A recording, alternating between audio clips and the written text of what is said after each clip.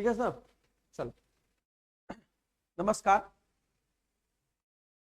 आइए आज हम लोग कल के उस टॉपिक को आगे बढ़ाते हैं जिसमें हम लोगों को यह चर्चा करना है कि झारखंड में उग्रवाद समस्या के निदान के लिए एक पॉलिसी जो सरकार ने प्रत्यर्पण एवं पुनर्वास नीति के नाम से लॉन्च की थी।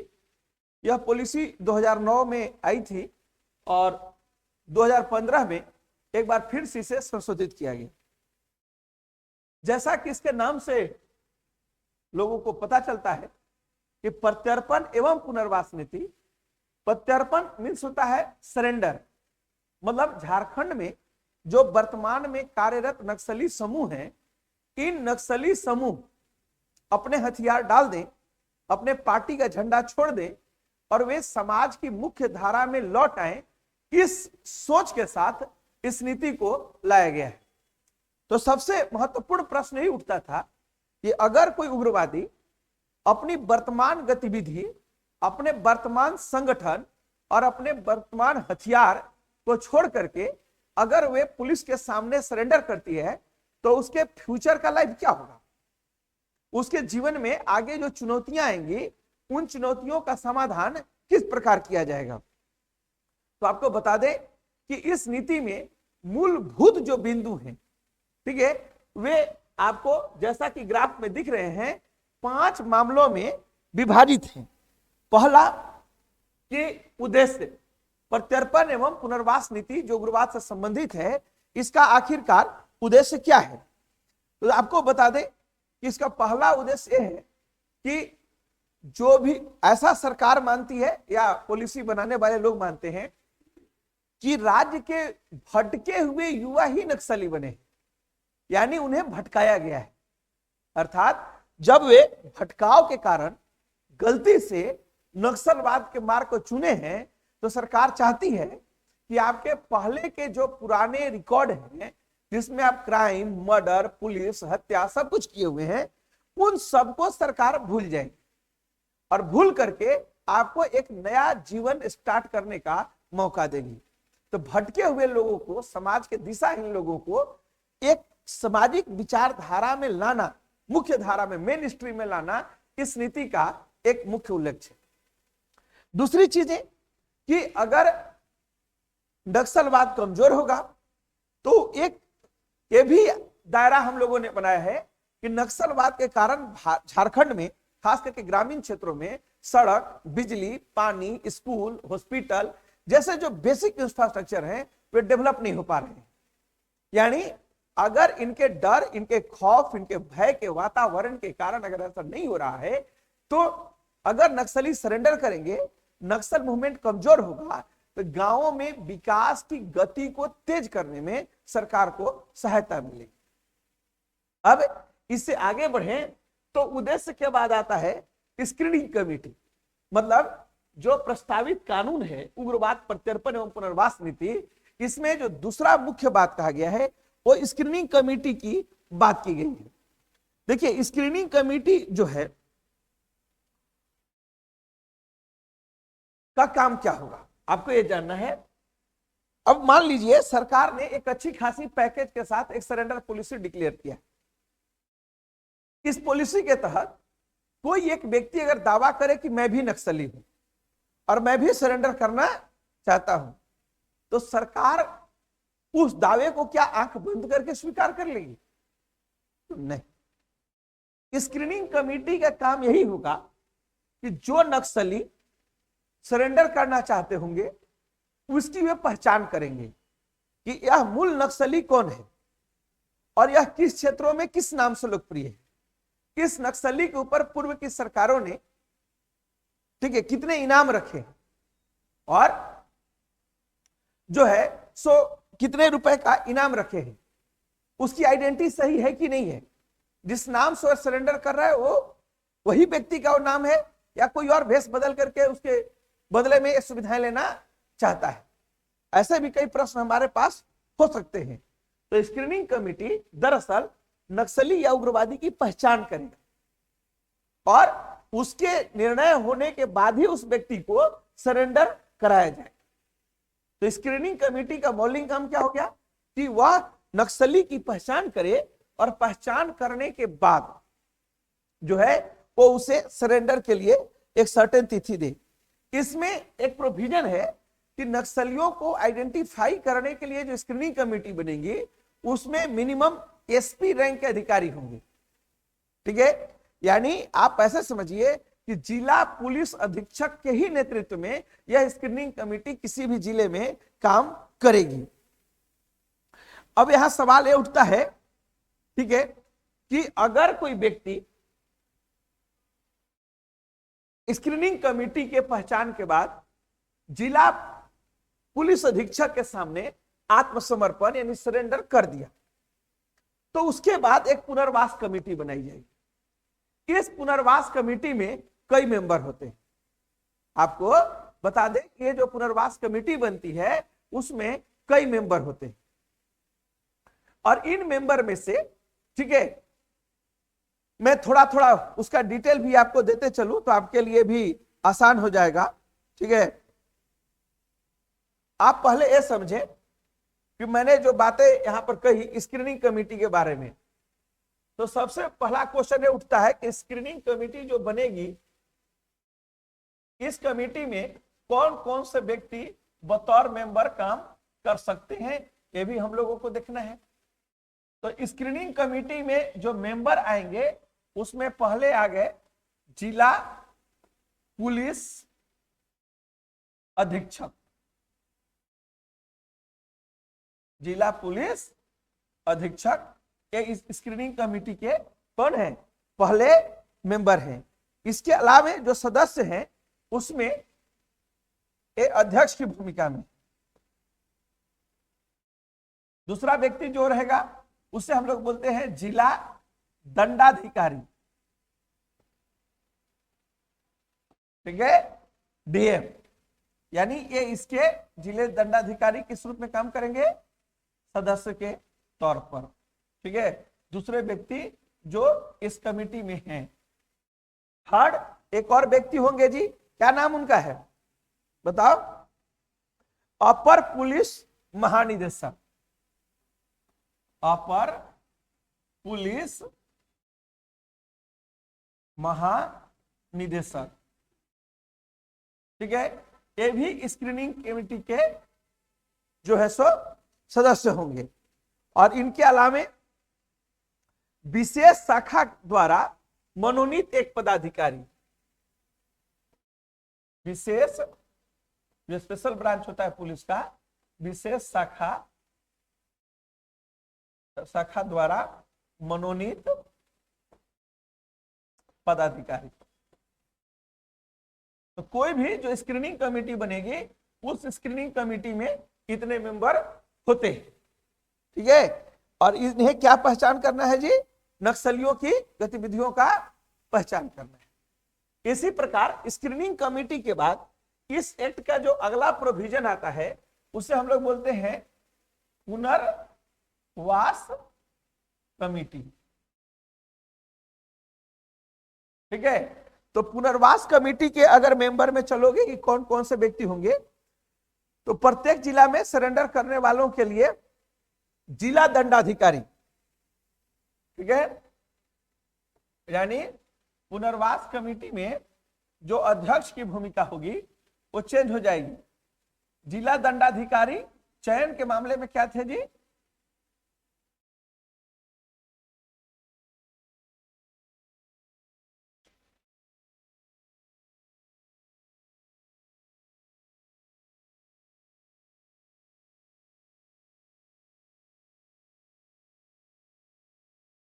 पहले इसके स्क्रीनिंग कमेटी के जो अध्यक्ष होंगे वे हैं जिला दंडाधिकारी। ये इसके किस तौर पर काम करेंगे, अध्यक्ष के तौर पर काम करेंगे। अगला नाम कौन है, हाँ, तो सदस्य के अंतर्गत किसकी किसकी भूमिका होगी ये भी तो हमें देखना होगा। तो यहां जिला पुलिस अधीक्षक, यानी आप ऐसे समझो जी कि डीसी जो था, जब स्क्रीनिंग कमेटी बनी थी तो चेयरमैन एसपी थे और डीसी एज ए मेंबर काम कर रहे थे। और जब पुनर्वास कमेटी बनी तो डीसी साहब अध्यक्ष की भूमिका में आ गए और एसपी साहब सदस्य की भूमिका में आ गए। इसके अलावा और एक मेंबर कौन है इसमें? उप विकास आयुक्त, ये भी इस कमेटी के मेंबर होंगे और ये किस रूप में काम करेंगे? सदस्य के रूप में काम करेंगे। ठीक है, उसके बाद मान लो और क्या है? महाप्रबंधक।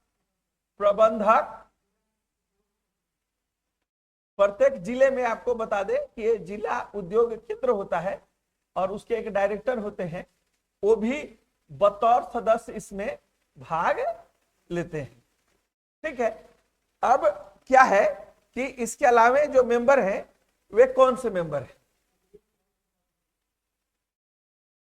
ठीक है, जिला में जो बैंकिंग सिस्टम है जी, तो उस अग्रिम कोई अगर बैंक है तो एक बैंकिंग पदाधिकारी भी इसमें शामिल होंगे। आपको ये भी इसके मेंबर के तौर पर पुनर्वास कमेटी में रखे जाएंगे। फिर ठीक है, समादेष्टा मतलब होमगार्ड के जो एसपी, समादेष्टा गृह रक्षा वाहिनी, ये भी बतौर मेंबर इसमें काम करेंगे, इसमें इनको भी रखा जाएगा। और कोई मेंबर है इसके सदस्य होंगे।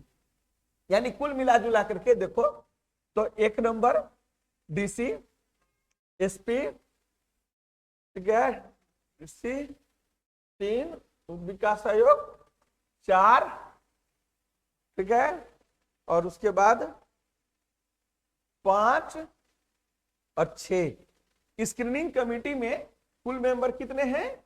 6। और सॉरी, स्क्रीनिंग कमेटी में कुल मेंबर हैं 4 और पुनर्वास कमेटी में कुल मेंबर कितने हैं? 6 रखे गए हैं, जिनका पुनर्वास कमेटी का चेयरमैन कौन होगा? तो डीसी। और स्क्रीनिंग कमेटी का चेयरमैन कौन होगा? तो एसपी होंगे। इसके बाद आप जब जाओगे तो जैसा कि इसमें हम लोग शुरू में देखे थे कि इस चैप्टर का जब भाग आगे चर्चा होगा तो होगा पुनर्वास पैकेज। तो आपको बता दें कि जो पुनर्वास पैकेज होते हैं, उस पुनर्वास पैकेज के बारे में अगर ग्राफिक्स हम लोग को बनाना हो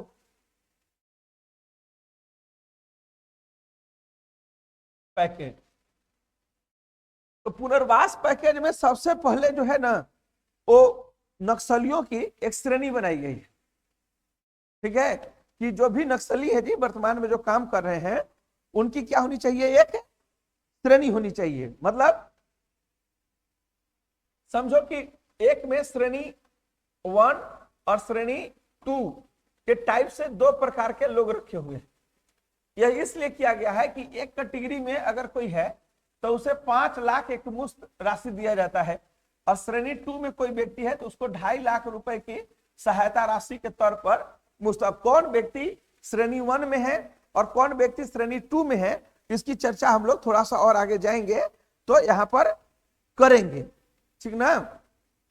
इसके अलावा देखो सबसे बड़ा चीज क्या है कि श्रेणी के आधार पर एक पुनर्वास पैकेज तय होता है।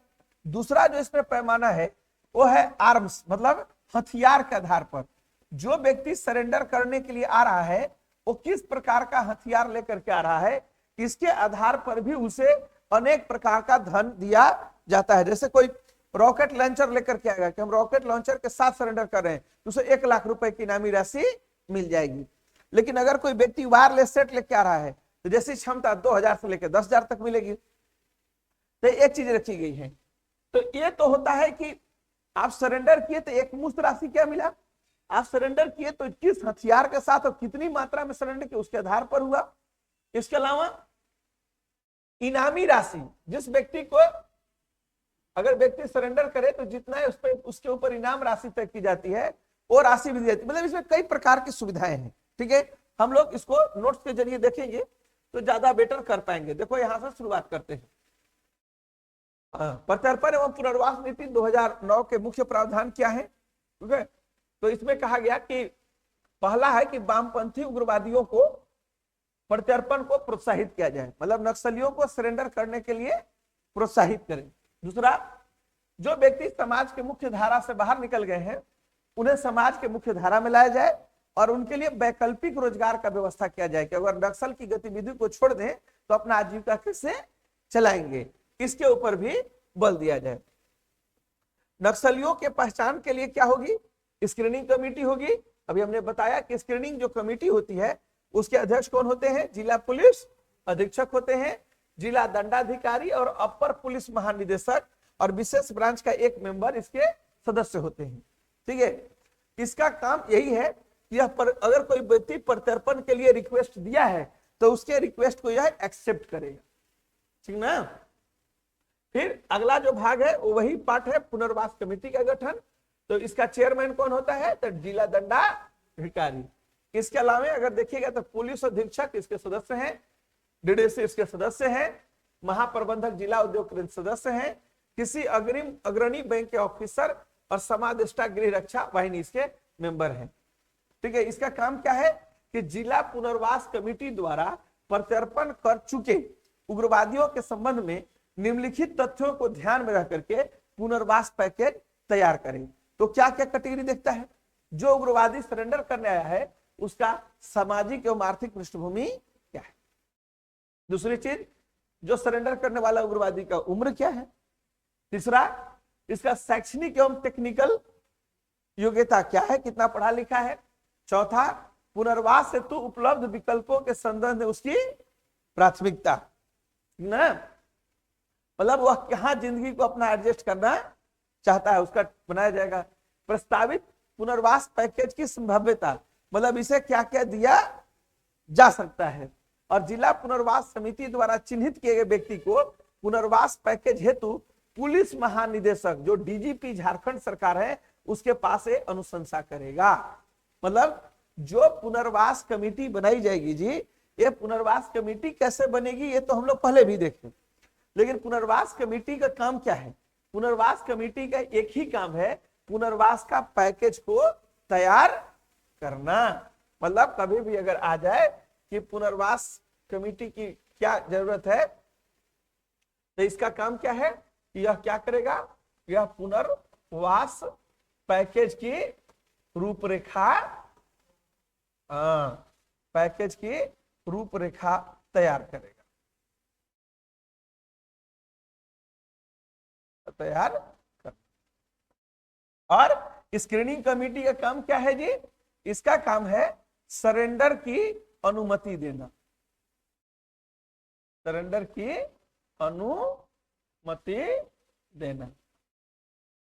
ठीक है, ये इसके दो काम है। ठीक ना?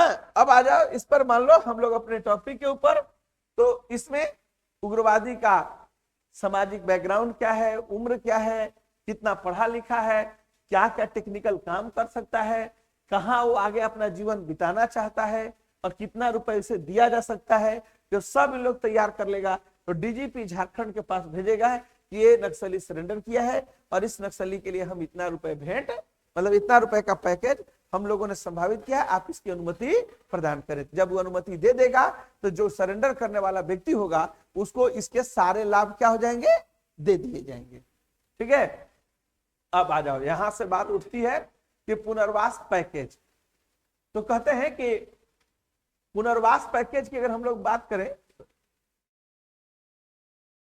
तो पुनर्वास अनुदान में पहले नियम क्या था? पहले नियम था कि 2.5 लाख रुपए, ठीक है, कोई भी व्यक्ति जब ही सरेंडर करेगा तो उसे सरकार ने कहा कि वो सीधे तौर पर पुनर्वास अनुदान के रुपए में 2.5 लाख रुपए देगी। लेकिन ये राशि कैसे दिया जाएगा? 50,000 रुपए, ठीक है, तत्काल अभी सरेंडर किए और अभी ही 50,000 रुपए, 2 लाख रुपए भुगतान दो बराबर किस्तों में होगा। पहली किस्त 1 वर्ष के बाद और दूसरी किस्त 2 वर्ष के बाद आ रहे हैं। ठीक है, 1 वर्ष के बाद दूसरी किस्त 2 वर्ष के बाद दिया जाएगा। 2 वर्ष के बाद प्रत्यर्पित उग्रवादी की गतिविधियों की छानबीन विशेष शाखा द्वारा किए जाने के बाद होगा। मतलब जो 2009 में नीति आई थी, उस नीति में कहा गया कि जो व्यक्ति प्रत्यर्पण करेगा इमीडिएटली उसे 2.5 लाख दिया जाएगा, 50,000 एट ए टाइम, ठीक है। बाकी का 1 लाख 1 साल के बाद और बाकी का 1 लाख 2 साल के बाद। लेकिन इस दौरान स्पेशल ब्रांच की टीम जांच करके देखती रहेगी कि वह व्यक्ति समाज के मुख्य धारा में लौट रहा है कि नहीं लौट रहा है, कि केवल पैसा लेने के लिए आया है, जब ही पैसा मिल जाएगा वो यहां से फिर से भाग जाएगा, ठीक है। इस पॉलिसी को 2015 में संशोधित किया गया और कहा गया कि नहीं, नक्सलियों की भी अपनी श्रेणी है, एक टॉप लेवल के नक्सली और एक उसके नीचे के नक्सली। तो श्रेणी ए के लिए अलग नियम बनाया गया और श्रेणी बी के लिए अलग नियम बनाए गए। तो श्रेणी ए में जोनल कमांडर से ऊपर के जितने भी नक्सली हैं ये सब श्रेणी ए में होते हैं, ठीक है। आपको बता दें कि नक्सलियों में एक हायरकी है, ठीक है। एक पोलित ब्यूरो के मेंबर होते हैं, उसके नीचे रीजनल ब्यूरो के मेंबर होते हैं, उसके नीचे जोन के मेंबर होते हैं, ठीक है। तो उसी आधार पर कहा गया है कि जोनल कमांडर एवं उसके ऊपर स्तर के नक्सलियों के लिए 5 लाख रुपए सरकार भुगतान करेगी और इनमें से 1 लाख एट ए टाइम और बाकी के 2 लाख जो है सो 1-1 साल के अंतराल के बाद।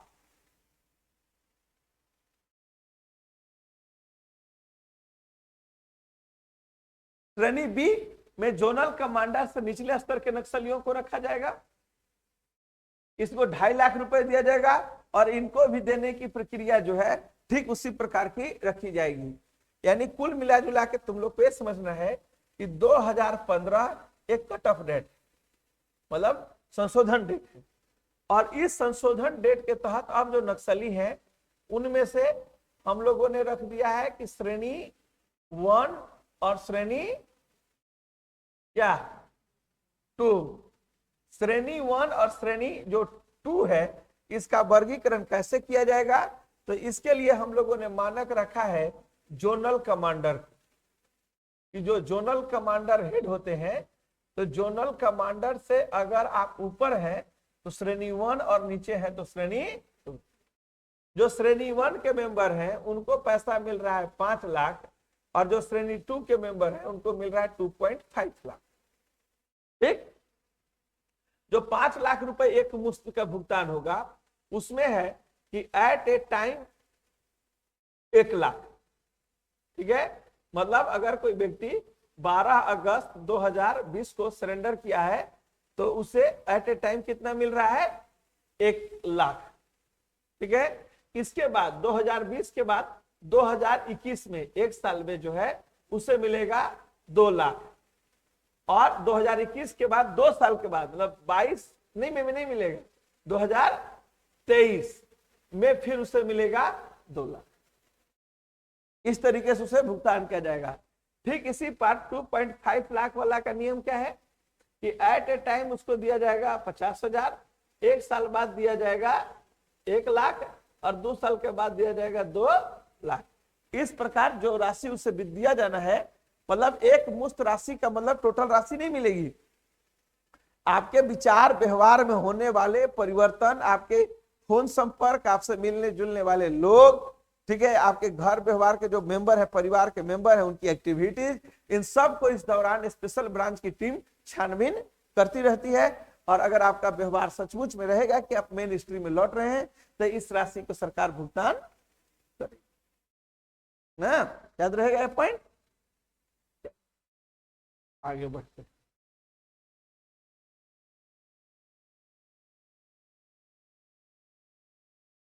कहता है कि अगर कोई नक्सली सरेंडर करने के लिए आया है तो सवाल ये उठता है कि उसके सरेंडर में किस चीज के साथ वो सरेंडर कर रहा है। अगर कोई नक्सली, आप ऐसे समझें कि रॉकेट लॉन्चर या एमएलजी के साथ करेगा तो 5 लाख रुपया अगर श्रेणी 1 का है तो 5 लाख तो उसका फिक्स है जी, प्लस उसको 1 लाख और मिलेगा, ठीक है। अगर AK-47, ठीक है, AK-56, और AK-74। देखो 74 मोबाइल से गन चला रहा है, और इधर जो 56 है वो निर्भर है, काम तो रियल में AK-47 असली कर रहा है। ठीक है, तो इसके अलावा स्नाइपर राइफल अगर इसके साथ सरेंडर कर रहे हो तो ले 75,000 रुपए एडिशन ऑन हो गया। अगर 303 नट राइफल अगर यूज कर रहे हो, ठीक है, या पिस्टल या रिवॉल्वर लेकर के सरेंडर कर रहे हो तो 15,000। रिमोट कंट्रोल डिवाइस है अगर कोई तो उसके साथ 6,000। वायरलेस सेट, तो वायरलेस सेट में अलग अलग रेंज है, तुम्हारा कहां तक ये वायरलेस आवाज आता है इस पर डिपेंड करता है। तो मिनिमम 2,000 और मैक्सिमम 10,000। अगर हैंड ग्रेनेड रखे हो फेंक के हमला करने वाला तो उसके साथ 2,000।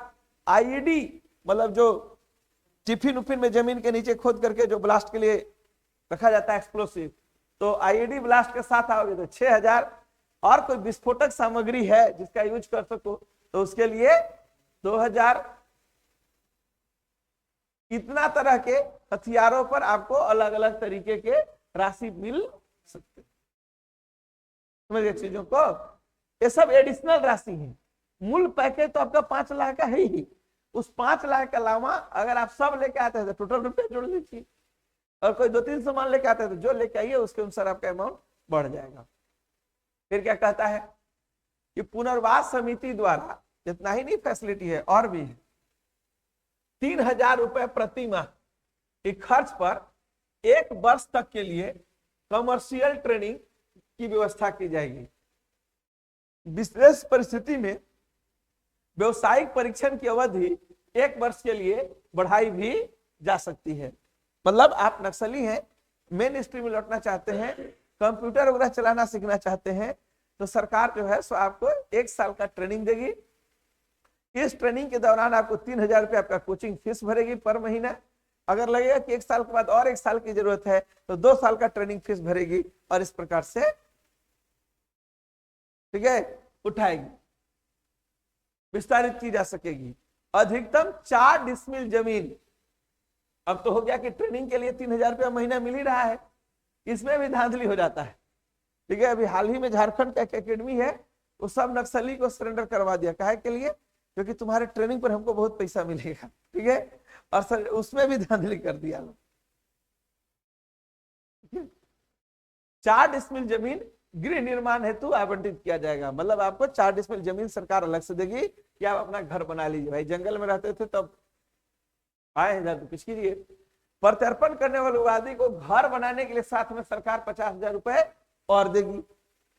राज्य सरकार के अंतर्गत सरकारी चिकित्सा संस्थान जैसे आपका रिम्स हुआ, सदर हुआ, ऐसे हॉस्पिटल में उग्रवादी एवं उसके परिवार के लिए जीवन भर निःशुल्क हेल्थ कार्ड आपको मिलेगा। ठीक है, की व्यवस्था है। सरकारी विद्यालय में अगर उग्रवादी का बेटा बेटी पढ़ता है तो मैट्रिक तक का फीस माफ, लेकिन 2015 में बदलाव करके इसको ग्रेजुएशन तक का फीस माफ। ठीक है, स्तर तक शिक्षा में शिक्षण शुल्क के रूप में अधिकतम 25,000 रुपए पढ़ाई के लिए हर साल 25,000 रुपए का सरकार भुगतान करेगी। यह भुगतान प्रत्येक तिमाही के संबंधित शिक्षण संस्थानों को अग्रिम रूप से दिया जाएगा। मतलब आपको कैश नहीं मिलेगा कि बाल बच्चा पढ़े चाहे नहीं पढ़े पैसा लीजिए और बात बनाइए, नहीं। अगर आपकी बेटी शहर में ग्रेजुएशन कर रही है तो उसको ट्यूशन फीस 25,000 तक भरना है, राज्य सरकार भरेगी। लेकिन जहां वो ट्यूशन करने जाती होगी उसी के अकाउंट में पैसा डालेगी, इनके हाथ में नहीं देगी। ठीक है,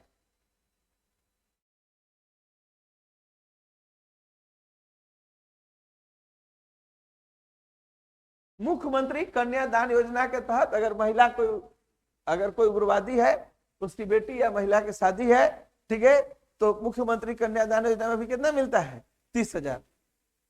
ठीक है, कर दिया गया। देखो सर्च कर तो इसमें जो राशि दी जाती है वो दी जाएगी। यदि प्रत्यर्पण करने वाले उग्रवादी के सिर पर उसे मारे जाने या गिरफ्तार होने पर कोई सरकारी इनाम होगा तो समर्पण के उपरांत घोषित इनाम की राशि भी उन्हें ही दी जाएगी। ठीक है,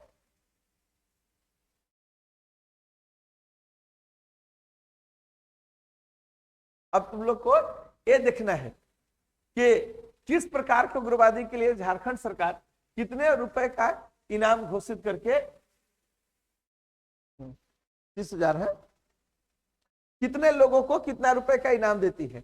देखो, अगर कोई उग्रवादी, ऐसे समझो, ठीक है, अगर कोई उग्रवादी पोलित ब्यूरो का मेंबर है, ये सबसे टॉप लेवल पर होता है, केंद्रीय कमेटी का मेंबर है, या केंद्रीय सैन्य दस्ता का मेंबर है, तो राज्य सरकार ने कहा है कि वैसे इस रैंक के किसी भी नक्सली के लिए मिनिमम राशि 12 लाख रुपए।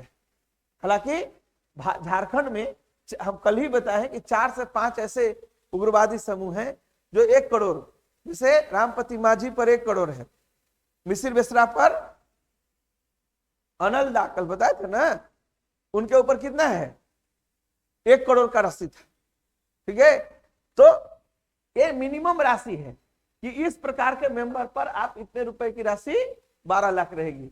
अल्टरनेट सेंट्रल कमेटी के मेंबर हैं तो 10 lakh, regional bureau, special area committee या स्टेट कमेटी के अगर आप मेंबर हैं तो आपको 10 lakh, alternate special area committee के मेंबर हैं, राज्य मेंबर कमेटी है तो 8 लाख, रीजनल कमेटी के मेंबर हैं तो 7 लाख, जोनल कमेटी के मेंबर हैं तो 5 लाख।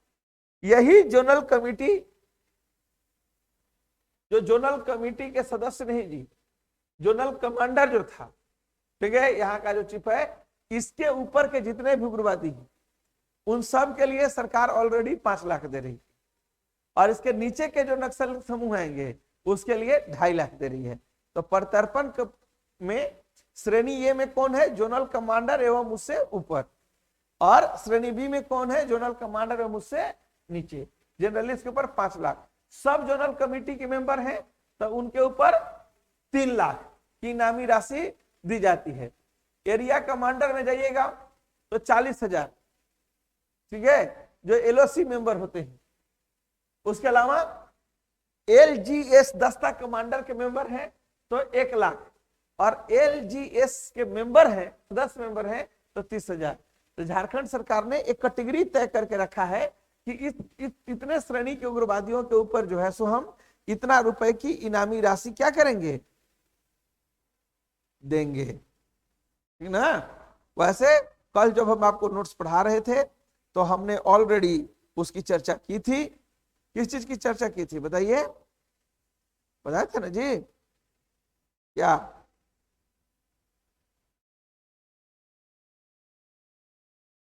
बताओ।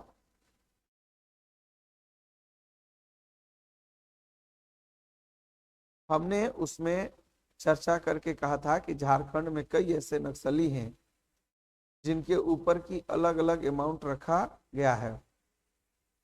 जैसे 1 करोड़ का दस्ता में कल नाम बताए थे, सरायकेला खरसावां का बेहद पॉपुलर नाम है, क्या नाम है जी, ठीक है, अनलदा, ठीक है। इसी प्रकार हमने बताया कि पारसनाथ पहाड़ी क्षेत्र में मिसिर बेसरा का दस्ता सक्रिय है, इसके ऊपर भी 1 करोड़ का इनाम है, ठीक है। इसके अलावा अगर देखोगे तो गिरिडीह बोकारो क्षेत्र में पतिराम माझी ये 1 करोड़ के इनामी में आते हैं, ठीक है। बुधेश्वर उरांव, दिनेश नगसिया, काली मुंडा, रीता माला, ये वे हैं जिनके ऊपर 25 लाख का इनाम था, ठीक है। और 1 करोड़ रुपए के इनामी थे अनलदा, और उनकी पत्नी के ऊपर 25 लाख रुपए का इनाम था।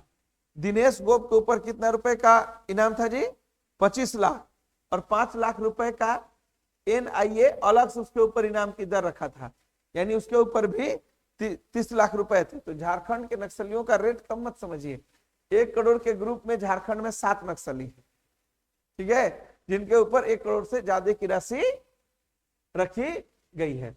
आगे देखो क्या कहता है, ठीक है। समर्पण के उपरांत यदि समर्पणकर्ता को उग्रवादियों द्वारा मारा जाता है, मतलब ऐसा हो सकता है ना कि कोई नक्सली सरेंडर करे, इसे कोई नक्सली ही उसकी हत्या करवा दे कि वो मेरे राज को खोल देगा, तो कहता है कि इसके आलोक में 1 लाख रुपए का अनुदान और उसके योग्य बेटे को सरकारी नौकरी दी जाएगी, भले ही मृतक का प्रत्यर्पण के पूर्व क्रिमिनल रिकॉर्ड रहा हो। मतलब अगर कोई व्यक्ति नक्सल के लिए सरेंडर किया और सरेंडर करने के उपरांत इसी दौरान बीच में कोई मुखबिर उसकी हत्या कर देता है, तो ऐसे स्थिति में 1 लाख रुपए उसे तुरंत अनुदान मिलेगा और उसका बेटा है तो उसे सरकारी नौकरी दी जाएगी। मतलब अगर कोई क्राइम में है, मर्डर में भी अगर नक्सली है, उसे कोई फर्क नहीं पड़ता है, उसके बेटे को सरकारी नौकरी दी जाएगी। कहते हैं कि राष्ट्रीय एवं सहकारी बैंक में स्वनियोजन हेतु 2 लाख रुपए तक की ऋण सहायता मिलेगी। अगर वो चाहता है तो बिना किसी क्रेडिट के, चूंकि वो सरेंडर नक्सली है, तो 2 लाख रुपए तक का लोन भी ले सकता है। ठीक है। ऋण से प्राप्त राशि पर देय ब्याज के विरुद्ध सरकार 50% की अधिकतम सीमा, ठीक है, 50,000 रुपए की राशि प्रतिपूर्ति करेगी। इसका मतलब क्या हुआ जी, अगर तुम 2 लाख रुपए तक का लोन लिए और तुमको ब्याज भरना है, तो तुम जितना ब्याज भरोगे उसका 50,000 रुपया तक का ब्याज राज्य सरकार भर देगी, तुमको पैसा ही लौटाना है। ठीक है। शारीरिक मानदंडों को पूरा करने वाले उग्रवादियों को पुलिस, गृह रक्षक, विशेष पुलिस अधिकारी के रूप में नियुक्ति पर विचार किया जा सकता है। मतलब उनको पुलिस सेवा में फिर से बहाल भी कराया जा सकता है। ठीक है। लेकिन इसमें नियम है कि ऐसा किया जा सकता है, एक कंपलसरी प्रोविजन में नहीं आता है। और दूसरी चीज कि डीजीपी को इस बात का राइट होगा कि अगर कोई व्यक्ति नक्सली है, सरेंडर किया हुआ है, उसका फिजिकल हाइट कम हो पुलिस बनने के लिए, तो वहां पर डीजीपी उसके लिए हाइट में कमी भी कर सकते हैं। कितना प्रोविजन, ये सबसे आकर्षक नीति है। राज्य सरकार द्वारा प्रत्यर्पित उग्रवादी को 5 लाख रुपए की LIC कराई जाएगी और इसके लिए आवश्यक प्रीमियम का भुगतान भी किया जाएगा। ठीक है।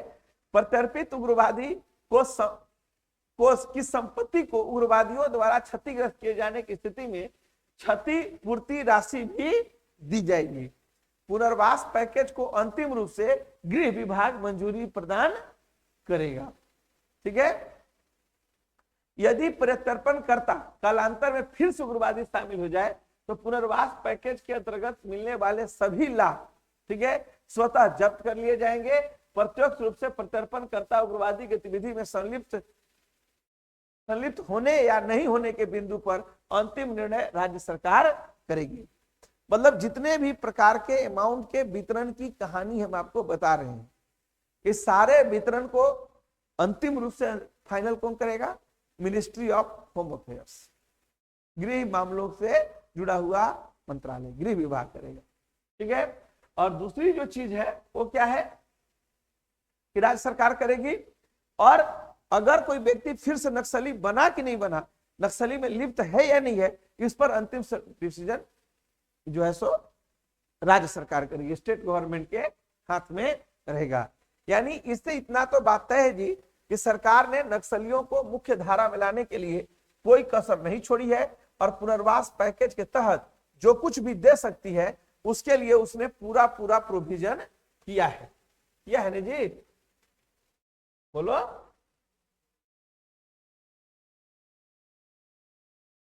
देखो अब अगर तुम लोग चाहो तो पुनर्वास पैकेज को याद करने के लिए थोड़ा सा फिर से समझ सकते हो, हल्का सा, क्योंकि एक टफ चैप्टर है। क्या क्या पुनर्वास पैकेज में निहित है उसको तुम लोग, ठीक है, चलो। ठीक है। यहां पर अगर हम लोग चलेंगे तो सबसे पहले हमारे फीचर में क्या आएगा बताते चले जाओ। एनीवन? पहला, ठीक है, तत्काल अनुदान है ना जी, सरेंडर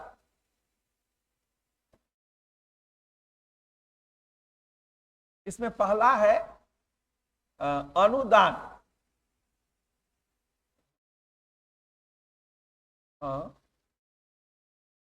अनुदान, तो अनुदान के लिए एक नियम बनाया गया है कि अनुदान कितना हो सकता है, 5 लाख या 2.5 लाख। 5 लाख किसको? जोनल कमांडर को। इसके लिए एक रैंक तय किया गया है कि जोनल कमांडर से जो नीचे हैं उनको 2.5 लाख, और जो जोनल कमांडर से ऊपर है, मतलब जिनका जोनल कमांडर से ऊपर का रैंक है, इनको कितना मिल रहा है? 5 लाख। और जिनका नीचे रैंक है उनको मिल रहा है 2.5 लाख। छोड़ दो, इसको मिटा देते हैं, नहीं तो बाद में लोगों को समझ में नहीं आएगा, ऑलरेडी हमने बता रखा है। ठीक है, तो अनुदान के रूप में उनको कितने राशि मिलेंगे जी?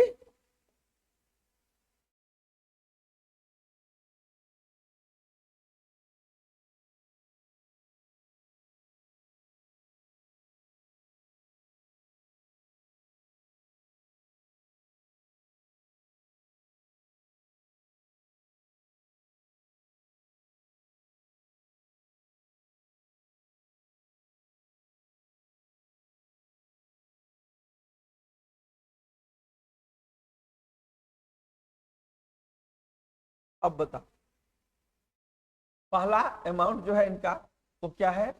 अनुदान। तो अनुदान 5 लाख या 2.5 लाख हो गया।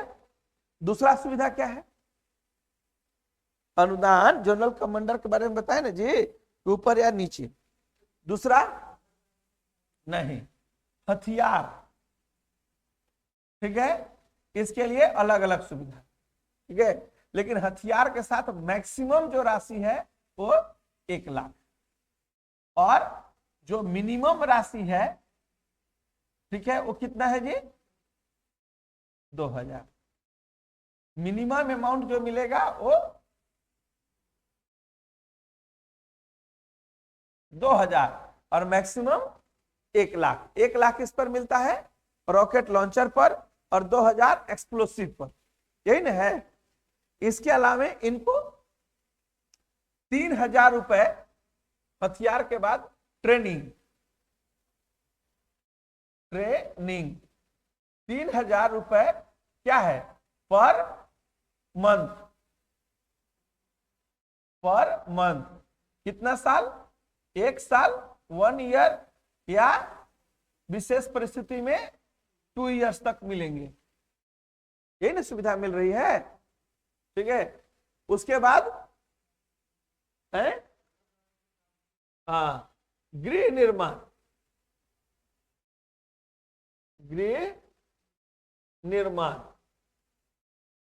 के लिए कितना मिल रहा है? राशि 50,000। ठीक है, और गृह निर्माण के लिए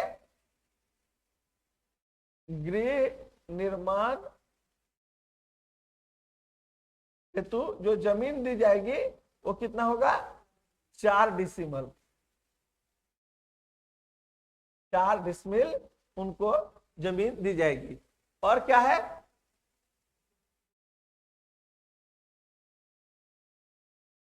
ठीक है, उसके बाद आता है चिकित्सा। तो ये क्या है? निःशुल्क। लेकिन कहां दिया जाएगा? सरकारी हॉस्पिटल में, प्राइवेट में नहीं, सरकारी अस्पताल में। ठीक है, इनको दिया जा रहा है। ठीक है, आगे। ठीक है, चिकित्सा के बाद आता है एजुकेशन। ठीक है, तो बेटा बेटी, ठीक है, स्नातक तक फ्री। ठीक है, या स्नातक में 25,000 रुपए प्रति ईयर। यही ना है जी। चलो, फिर क्या कहता है?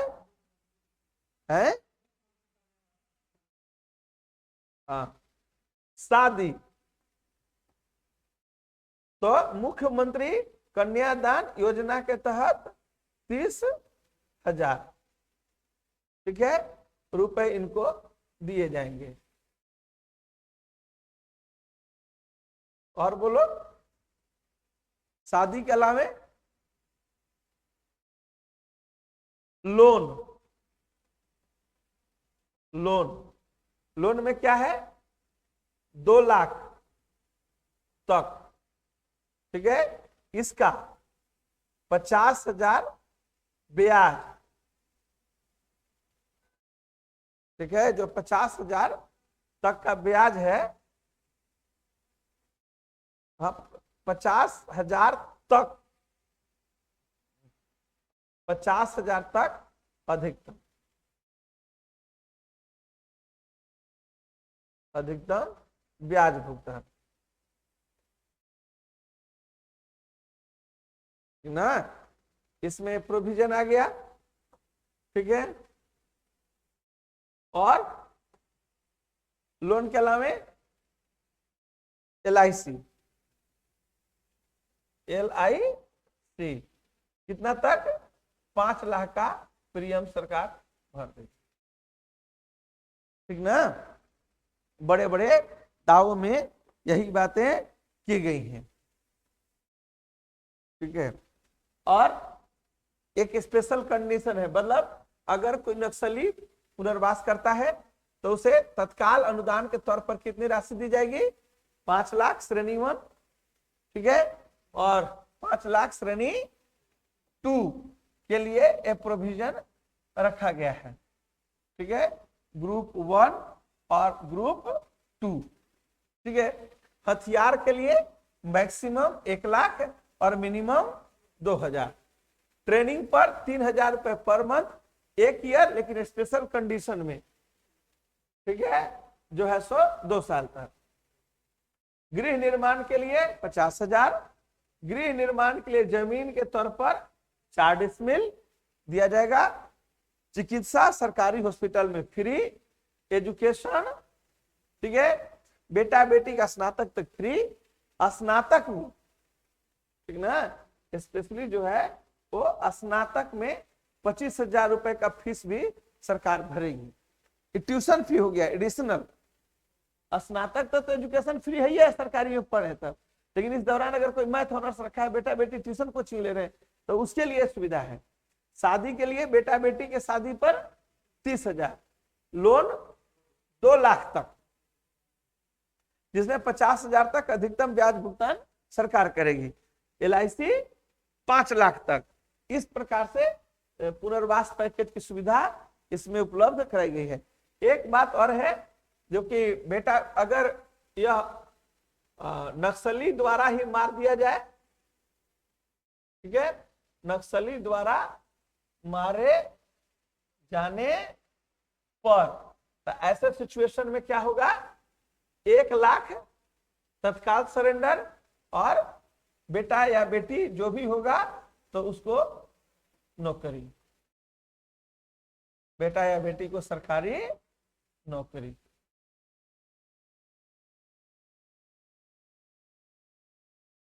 एक लाख तत्काल पैकेज हो गया ना। यही पुनर्वास पैकेज का मुख्य फीचर है। अब आ जाइए लास्ट पॉइंट। अब सवाल है कि अगर किसी नक्सली पर इनिशियल फेज में कई प्रकार के कोर्ट में मुकदमे दर्ज हैं, तो उन मुकदमों का क्या होगा? कोर्ट क्या उनको बरी कर देगी? जो उनको क्राइम था, चाहे जो व्यक्ति जस्टिस की खोज में उनके ऊपर केस किए, जिनके घर के बच्चे मारे गए, क्या उनके केस सीधे वापस ले लिए जाएंगे? ऐसे भी इशू है ना। तो इसके लिए इस नियम में क्या प्रोविजन है, इसको जरा देख लीजिए। कहता है कि प्रत्यर्पित मतलब सरेंडर उग्रवादी के विरुद्ध लंबित जघन्य आपराधिक मामलों को विधि के अनुसार निष्पादित किया जाएगा। अन्य अपराधों के लिए प्ली बार्गेनिंग का विकल्प होगा। कहने का मतलब सरकार नहीं कह रही है कि अगर किसी के खिलाफ कोर्ट में केस है जघन्य अपराध में, तो हम खत्म कर देंगे, उसे एक प्रक्रिया के तहत ही खत्म किया जाएगा। प्रत्यर्पित उग्रवादी को अपना मुकदमा लड़ने के लिए सरकार की ओर से फ्री में वकील मिलेगा। ठीक है, मतलब अगर नक्सली सरेंडर कर दिया तो उसके ऊपर जो दर्ज मुकदमे उसे कौन लड़ेगी? सरकारी वकील लड़ेंगे। जुडिशियल प्रावधान के तहत आवश्यकता शर्त पूरा करने की स्थिति में सरकार द्वारा अप्रूवर बनाने एवं महिला एवं नाबालिग होने की स्थिति में प्रचलित विधि सम्मत कार्रवाई की जा सकती है। ठीक है, ये भी चीज को ध्यान रखना है। प्रत्यर्पित उग्रवादियों के विरुद्ध लंबित मुकदमों के शीघ्र निष्पादन हेतु एक special court, fast track court बनाया जा सकता है।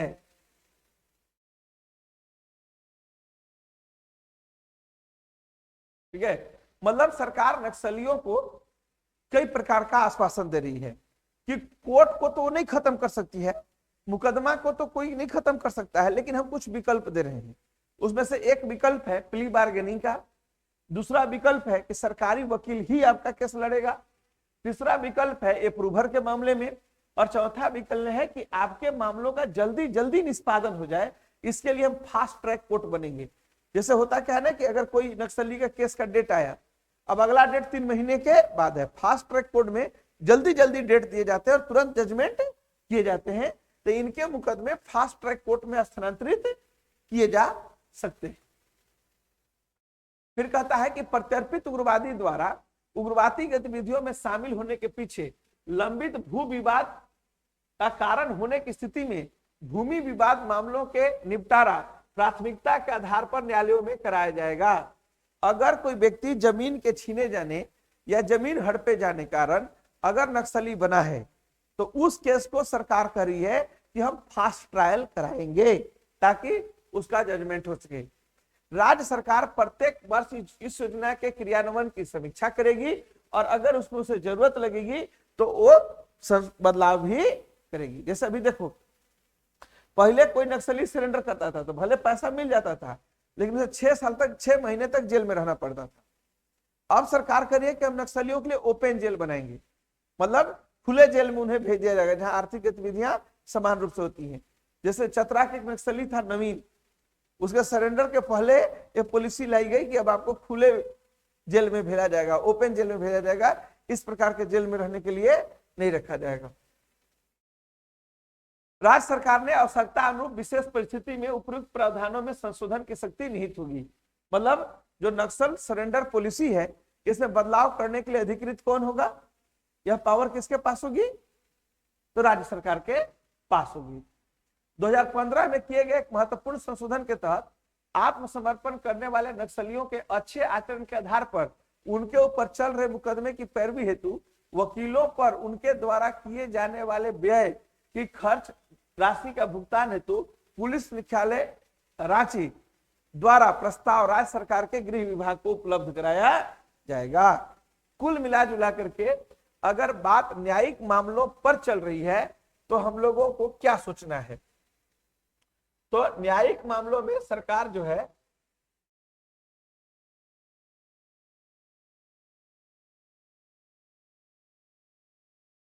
निपटारा में सरकार जो है क्या क्या ऑप्शन दे रही है। ऑप्शन नंबर 1 में बोल रही है कि आपके पास प्ली बार्गेनिंग का राइट होगा। क्या होगा? प्ली बार्गेनिंग का राइट होगा। ठीक है। दूसरा, आपके जो मुकदमे हैं वे फास्ट ट्रैक कोर्ट में संचालित किए जाएंगे, मतलब तेज गति से आपको न्याय मिले, ये सरकार का अपना एक प्रयास रहेगा। तीसरा, आपको निःशुल्क सरकारी वकील प्रोवाइड किया जाएगा जो आपके मुकदमे की पैरवी कर सकेंगे। ये प्रोविजन इसमें कहा गया है।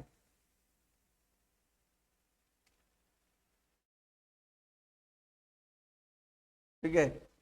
अगर कोई नक्सली जो है उसके अच्छे आचरण के आधार पर जी उसे सरकारी गवाह, ठीक है, बनाया जा सकता है। ठीक है। और इसके आधार पर भी एक विकल्प हम लोगों के पास खुला हुआ रहेगा, प्ली बार्गेनिंग का जो है सो। ठीक, अब क्या है उसके बाद मान लीजिए कि भूमि विवाद, भू विवाद का निपटारा शीघ्रता से किया जाएगा, शीघ्रता पूर्वक किया जाएगा। एक ऑप्शन यह भी इसमें दिया जा रहा है। ठीक है,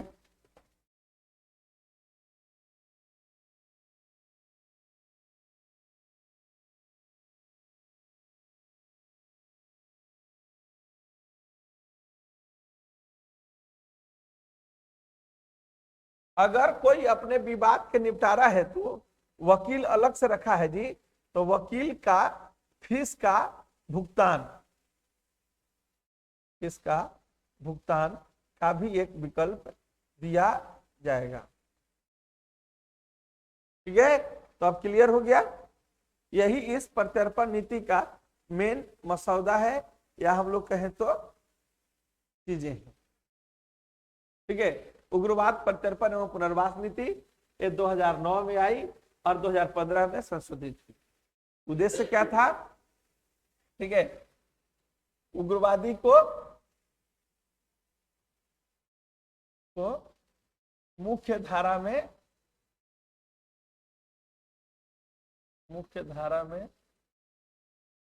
जोड़ना,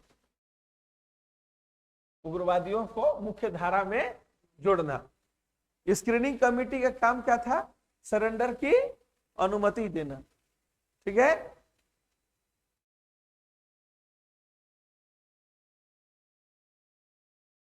ठीक है। तीसरा, पुनर्वास पैकेज का काम क्या है? ठीक है, कि पुनर्वास पैकेज की रूपरेखा, पुनर्वास कमेटी का काम क्या था? पुनर्वास पैकेज की रूपरेखा तैयार करना। ठीक है, इस राशि का क्या स्ट्रक्चर है और न्यायिक मामलों का क्या स्ट्रक्चर है, इसे के लिए आप आगे बढ़िए। पहले स्क्रीनिंग कमेटी में 4 मेंबर आप देख लीजिए, एसपी अध्यक्ष है। पुनर्वास कमेटी में 6 मेंबर, डीएम इसका अध्यक्ष है। ठीक है, इसके बाद पुनर्वास पैकेज पर अगर हम लोग बात करें तो पुनर्वास पैकेज में एक मुश्त, ठीक है, अनुदान 5 लाख या 2.5 लाख, हथियार मैक्सिमम 1 लाख, मिनिमम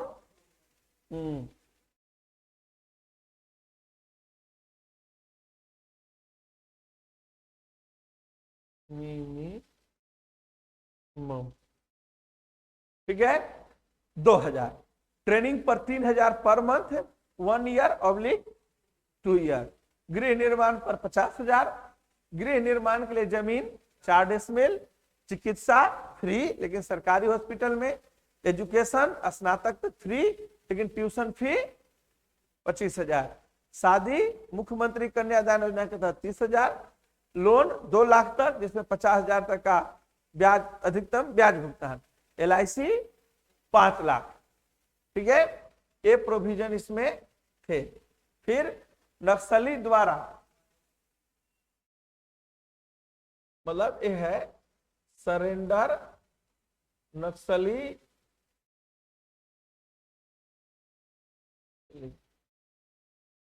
अन्य नक्सली द्वारा मारे जाने पर 1 लाख पैकेज तत्काल, ठीक है, मिलेगा, और बेटा या बेटी को सरकारी नौकरी। ठीक है, उसके बाद न्यायिक मामलों के निपटारा में प्ली बार्गेनिंग का विकल्प, फास्ट ट्रैक कोर्ट की स्थापना, निःशुल्क सरकारी वकील, सरकारी गवाह बनाना, भूमि विवाद का शीघ्रतापूर्वक निपटारा करना, वकील की फीस का भुगतान। हो गया, ये टॉपिक तुम लोग का बहुत सिस्टमेटिक वे में क्लियर हो गया।